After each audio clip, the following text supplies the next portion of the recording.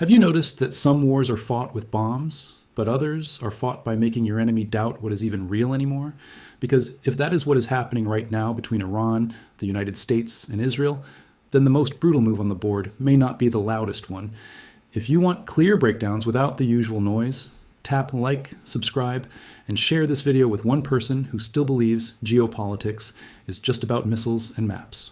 For weeks, most coverage has focused on the obvious picture: warships, airstrikes, threats, the Strait of Hormuz, oil, gas prices, the kind of footage that instantly tells your brain this is where the story is. But sometimes the loudest part of a crisis is the cover, not the core. Because while headlines were locked on open confrontation, something quieter was taking shape in the background. Iran was not just absorbing pressure, it was adjusting, reframing, looking for leverage in the spaces between military action, diplomacy, trade routes, and political division. And that is why this moment matters so much. The easy version of this story is simple. America and Israel hit hard, Iran gets weaker, Iran threatens retaliation, everyone waits to see who blinks first. That version is clean, it is dramatic, and it may be dangerously incomplete. The harder version is that Iran may have found a countermove that is not about matching American firepower plane for plane or missile for missile. It may be about stretching the battlefield so wide that military superiority stops feeling decisive. It may be about taking one central pressure point, the Strait of Hormuz, and turning it into political leverage, economic leverage, and psychological leverage all at once. And right in the middle of that, there's another problem for Washington. The relationship between Donald Trump and Benjamin Netanyahu no longer looks as solid as it once did. Reports in recent days have described visible friction, especially as Trump pushed for de-escalation while Netanyahu resisted pressure over Gaza and broader regional strategy. Trump has publicly insisted the relationship is very good, but even that kind of denial can tell you something. Leaders do not need to insist everything is fine when everything is obviously fine. So tonight, the real question is not just whether Iran is under pressure. Of course it is. The real question is whether Iran has found a way to turn pressure into bargaining power while the alliance facing it is starting to show stress fractures of its own. And if that is true, then what looks like a defensive posture may actually be a brutal strategic counterpunch. Let us start with the one fact that helps explain almost everything else. There have been fresh reports this month that Iran, Oman, and the United States were moving closer to an arrangement over shipping through the Strait of Hormuz. Reuters reported that a U.S. official expected a deal soon. Al Jazeera also described Iran and Oman as close to a Hormuz deal and framed it as a possible opening to broader diplomacy. Now stop and think about what that means. If there is even a possible off-ramp on the table, then the story is no longer just about raw escalation. It becomes a story about timing, leverage, and who thinks delay helps them more. Because when a deal is near but not finished, every side starts asking the same question. If I wait a little longer, do I get a better outcome? For Iran, delay can create pressure on global shipping, on energy prices, and on Western politics. For the United States, delay can keep military pressure alive while testing whether Iran is more desperate than it appears. For Israel, delay may be useful if the goal is to keep Iran boxed in and stop any settlement that feels too favorable to Tehran. That is where the rift matters. A strong alliance can turn military pressure into diplomatic advantage. A shaky alliance can do the opposite. It can make every negotiation slower, every signal murkier, and every threat less credible. If Iran believes Washington and Jerusalem are no longer moving in perfect sync, then Tehran does not need to win outright. It only needs to hold, adapt, and wait for division to do part of the work. And there are signs Iran understands that. Look at how the shipping story has evolved. NPR reported that Iran's parliament was reviewing a plan to ban ships linked to the United States, Israel, and other hostile countries from transiting the Strait of Hormuz. That is not just a military move. It is a narrative move. It tells domestic audiences that Iran is not simply reacting. It is setting terms. It is deciding who pays the price for access. It is shifting from the language of survival to the language of control. That matters because in modern conflict, perception can shape reality faster than missiles can. If markets believe the waterway is unstable, prices react. If insurers believe transit is risky, costs rise. If governments believe regional escalation is becoming harder to contain, they start pressing for outcomes they would not consider under calmer conditions. Iran understands it does not need total control of Hormuz to create strategic pain. It just needs enough uncertainty, enough to make businesses nervous, enough to make allies impatient, enough to make voters in other countries feel the war in their wallets. And that is where the counter-move begins to look brutal, because the obvious assumption is that the stronger military always controls the tempo. But what if Iran's real play is to make the cost of control feel endless? What if the goal is not to shut everything down forever, but to prove that normality now has a price tag attached to it? That is how weaker powers often survive stronger ones. Not by overpowering them, but by making every step forward expensive, exhausting, and politically corrosive. Now add another layer. Critical Threats and ISW reported in early August that Iran was threatening energy infrastructure in the Middle East and was also engaged in an information effort designed to frame its actions as retaliatory and defensive. That combination is important. It tells you Iran is fighting on two fronts at the same time. One is material, the other is interpretive. In plain English, Iran is trying to shape not only what happens, but what the world thinks is happening. That matters because once a conflict turns into a contest over blame and legitimacy, pure military metrics stop being enough. If Iran can persuade regional audiences, or even just enough global observers, that it is resisting pressure rather than causing chaos, then its room to maneuver grows. Not because everyone suddenly supports Tehran, but because outrage becomes fragmented.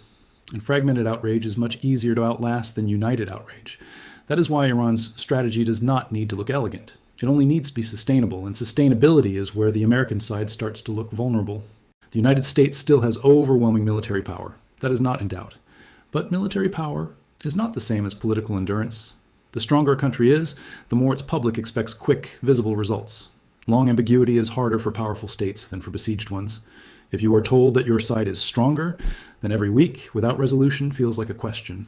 Why is this still going on? Why is the enemy still able to disrupt trade, shape headlines, and create fear?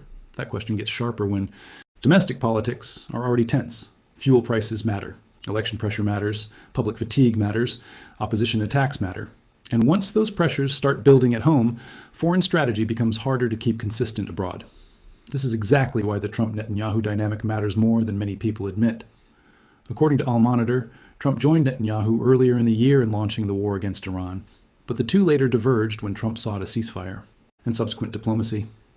The Guardian also reported Netanyahu rejecting Trump's Gaza plan, while Trump signaled he was low-keying it with Iran. Even if both leaders still need each other, divergence at the top can change the entire emotional tone of an alliance. Think about alliances the way you think about a boxer's stance. Even a strong fighter becomes easier to read when the posture is off. A half second of hesitation changes timing. It opens angles. It gives the other side hope. That is what Iran may be seeing, right? Now, not collapse, not surrender, something more useful. Friction. And friction is precious in war because friction creates doubt. Doubt creates delay. Delay creates openings. If Washington wants one outcome and Jerusalem wants another, then Tehran can exploit the gap in at least three ways. First, it can harden its position in negotiations, believing that time might improve its leverage. Second, it can increase indirect pressure through shipping threats and regional messaging, calculating that the more discomfort spreads, the harder it becomes for the United States to maintain a clean, common line with Israel. Third, it can present itself to the world not as the side begging for relief, but as the side that cannot be forced into surrender.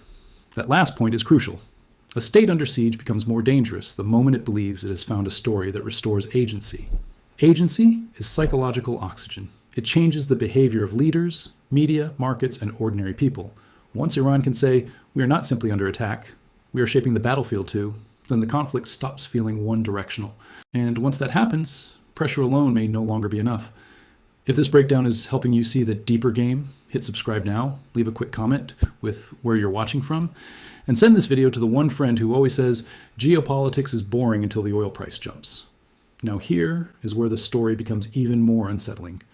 There is a habit in international coverage of treating diplomacy and escalation as opposites, as if talks mean peace is near and pressure means talks are dead. Real. Crises do not work that way. Often, the most dangerous phase is when diplomacy and coercion run side by side, because each side is trying to improve its bargaining position before the window closes. So when you hear that a Hormuz deal may be close, do not automatically hear relief. Sometimes close means the final arguments are becoming sharper, not softer. It means every side can now see the shape of the possible settlement and is deciding whether to accept it, resist it, or squeeze harder first. That seems especially relevant now because the Strait of Hormuz is not just another choke point. It is one of the world's most sensitive economic nerves. Any disruption there immediately ripples outward. Even limited instability can send a message much larger than the physical event itself. And Iran knows that. That is why its countermove may be smarter than many expected. Not cleaner, not morally better, not less risky, smarter. Because it shifts the argument from, can Iran beat the United States militarily, to, can the United States, Israel, and their partners sustain the political and economic burden of keeping Iran contained while alliance tensions rise and shipping uncertainty spreads? Those are very different questions. The first favors Washington. The second is much messier. And Iran has always done its best work in mess. This is one reason regional strategy matters so much here. Iran's strength has rarely come from conventional dominance alone. It has come from building networks, pressure points, and indirect tools. It understands that one direct clash can be devastating, but 10 smaller linked pressures can be exhausting. Shipping lanes, energy, nerves, diplomatic channels, political messaging, proxy influence, market anxiety, alliance strain. None of these alone wins the contest. Together, they can change its rhythm. That rhythm change is what we may be watching right now. If the United States and Israel were operating in total unity, Iran's room for maneuver would shrink. Every threat would feel more credible. Every diplomatic signal would feel more coordinated. Every regional actor would be more cautious about testing limits. But if key players begin suspecting that Washington wants a narrower outcome than Jerusalem does, then the whole region starts recalculating. Arab states recalculate. Markets recalculate. Mediators recalculate. And most importantly, Iran recalculates. This is why even the appearance of a US-Israel rift can have real strategic value for Tehran. Notice that I said appearance, because this is where people get fooled. A public disagreement can be real. It can also be partly performative. States sometimes signal distance in public while cooperating in private. Trump saying that your relationship is very good, despite reports of tension, does not erase the tension, but neither does public tension prove that coordination has collapsed behind closed doors. That uncertainty itself becomes a weapon. Iran can use it to justify patience. Israel can use it to push harder behind the scenes. Washington can use it to preserve flexibility, and the rest of the world is left trying to decode theater in real time. This is why the information battle matters so much. Not because facts do not matter, they do, but because facts arrive mixed with motive, timing, emphasis, and spin. Every side highlights what helps it, every side downplays what hurts it. Every side wants you to feel not just informed, but oriented in a way that serves its strategy. That is why this story is so dangerous. It is not only about missiles or shipping. It is about decision-making under manipulated perception. And when perception is unstable, miscalculation becomes more likely. Imagine Iran believes Washington is constrained and divided, when in reality the United States is preparing to escalate again.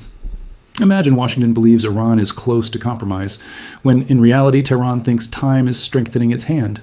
Imagine Israel believes pressure will force convergence, while Trump believes the window for political damage at home is closing. Now you have three actors, each potentially reading the same moment differently. That is when history gets volatile. And yet, from Iran's perspective, this may still be the right gamble, because the alternative is worse. If Tehran accepts pure passivity, it gets squeezed. If it escalates too directly, it risks inviting overwhelming response. But if it can operate in the middle space, painful enough to create leverage, careful enough to avoid total rupture, then it can keep the conflict unsettled. An unsettled conflict is not peace, but for a pressured regime, unsettled can be useful. It buys time, it tests enemies, it exposes divisions, it turns endurance into strategy. And endurance may be Iran's real message to the world right now. Not, we are stronger than America. Not, we can dominate the region, but you cannot force clean outcomes on us anymore. That is a very different claim. And in some ways, it is more dangerous because it is more believable. The strongest powers in the world often know how to destroy. What they struggle with is coercing stable political outcomes from determined adversaries who know how to weaponize delay, ambiguity, and cost. Iran has studied that lesson for years. So when people ask, what exactly was Iran's countermove? I think the answer is bigger than one action. The countermove is the conversion of vulnerability into leverage. It is taking a position of obvious pressure and turning it into a system that can still affect shipping, shape diplomacy, widen alliance stress, and keep everyone guessing about the next threshold. That is brutal because it refuses the script the stronger side wants. The stronger side wants the weaker side to become isolated, predictable, desperate, and easy to pressure into a narrow set of options. Iran's countermove tries to do the opposite.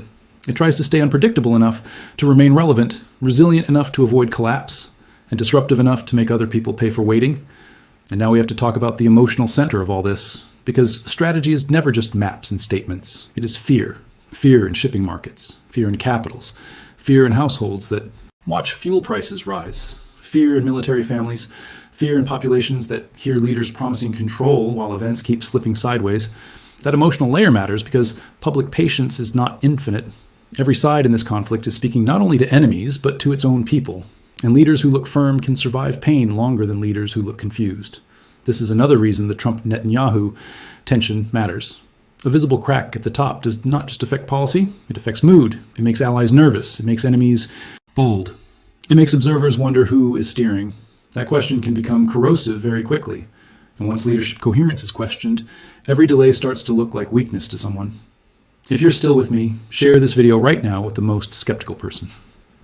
Because the next stage of this story will not be decided by the loudest headline, but by who understands the pressure building underneath it before everyone else does. So what should we actually watch next? First, watch whether the Hormuz arrangement moves from close to real. If a deal is announced, who claims victory will matter almost as much as the deal itself. If no deal appears, even after reports that one is within reach, then ask why delay remains useful. Second, watch the language coming out of Washington and Jerusalem. Not just official policy, but tone. Tone can reveal divergence before policy does. When allies are aligned, they tend to speak with reinforcing confidence. When they are not, you hear more correction, more denial, more oddly specific reassurance. Third, watch energy nerves across the region. Critical threats noted Iran's threats to energy infrastructure. Even if major attacks do not materialize, the repeated possibility keeps strategic anxiety alive. That anxiety is itself a tool. Fourth, watch whether Iran keeps leaning into the frame of defense and retaliation. ISW and critical threats both pointed to Iran's information effort. If Tehran believes narrative is now one of its strongest assets, it will keep trying to present itself as the actor responding to pressure, not the actor manufacturing chaos. And finally, watch the gap between visible events and official confidence. That gap is often where reality hides. When leaders look too comfortable in an uncomfortable moment, ask what they are trying to stabilize. When leaders look too eager to deny friction, ask how much friction exists. When leaders talk about peace while keeping pressure tools alive, ask what kind of peace they really mean. Because that is the deeper truth of this entire crisis. The battlefield is not just physical territory, it is also timing, perception, endurance, legitimacy, coordination. And on those fronts, weaker states can sometimes hit harder than expected if they find the right pressure points. Iran may have found several. That does not mean Iran is winning. We should be careful here. Pressure on Iran is real. The costs are real.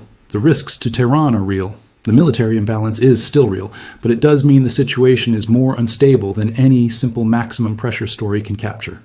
Because if Iran can keep Hormuz uncertain, if it can project enough disruption to matter, if it can survive long enough for US-Israel tensions to deepen, then its position changes from cornered target to indispensable problem.